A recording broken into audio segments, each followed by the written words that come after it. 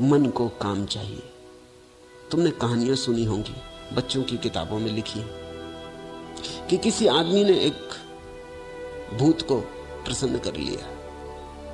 उस भूत ने कहा कि प्रसन्न तो हो गया तुम पर, अब तुम जो कहोगे करूंगा, लेकिन एक खराबी है मेरी कि मैं बिना काम के नहीं रह सकता, मुझे काम देते रहना। अगर एक क्षण भी काम नहीं हुआ तो मैं मुश्किल में पड़ जाता हूं, फिर मैं तुम्हारी गर्दन दबा दूंगा, मुझे काम तो चाहिए। वो आदमी बोला, अरे यही तो, इससे अच्छा क्या होगा, नौकर चाकर रखते हैं, उल्टी झंझट है, उनके पीछे लगे रहो तो भी काम नहीं करते, तू तो बड़ा भला है, यही तो चाहिए। उस आदमी को पता नहीं था कि वो किस झंझट में पड़ रहा है। भूत को घर जाके उसके जिंदगी में कई काम थे जो हो नहीं रहे थे। उसने भूत से कहा, चलो एक महल बना दे। सोचा कि चलो 2-4 साल तो निपटे। वो घड़ी भर बाहर गया, भीतर आया, उसने कहा महल बन गया। महल खड़ा था, भूत का काम था।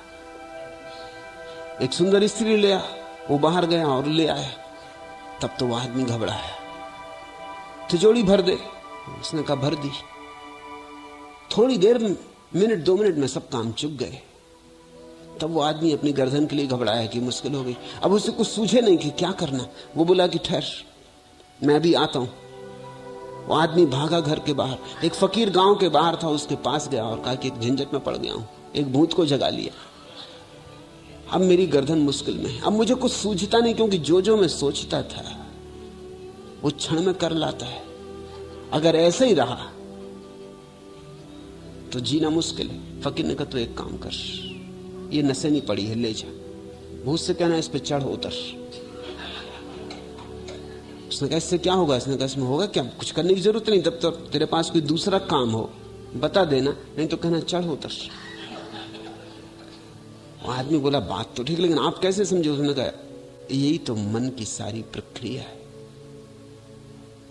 ये मन के भूत को समझ के ही मैं समझ गया।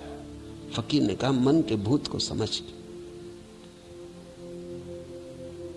अब एक आदमी बैठा माला पढ़ रहा है, माला जप रहा है। वो क्या कर रहा है? सीढ़ी चढ़ उतर रहा है। एक आदमी राम राम जप रहा है, वो सीढ़ी चढ़ उतर रहा है। लगा दी सीढ़ी उसने जाके भूत से, उसने कहा तू चढ़ उतर, जब चढ़ जाए तो उतर, जब उतर जाए तो चढ़। तब से भूत चढ़ उतर रहा है, आदमी निश्चिंत है। मन काम चाहता है, मन भूत है।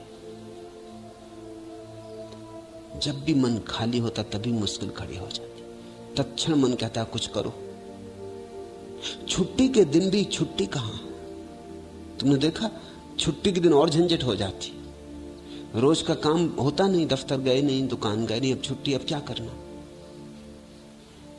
तो कोई अपनी कार खोल के बैठ जाता, उसी की सफाई करने लगता, लगा ली नसेनी। कोई रेडियो खोल के बैठ जाता, उसी को सुधारने लगता। वो सुधरे ही हुआ था। कुछ ना कुछ करो, या चले पिकनिक को चले। 150 मील कार दौड़ाई, पहुंचे, भागे, फिर वापस लौटे। कहते हैं कि लोग छुट्टी के दिन इतने थक जाते हैं जितने काम के दिन नहीं थकते। खाली बैठ नहीं सकते, छुट्टी का मतलब है खाली बैठो, लेकिन खाली बैठना संभव कहां है? खाली बैठना तो केवल ध्यान ही को संभव है। और जिसको ध्यान आता है वो तो काम करते भी खाली होता है, इस बात को समझ लेना। और जिसको ध्यान नहीं आता वो खाली बैठा भी सीढ़ियां चढ़ता उतरता है।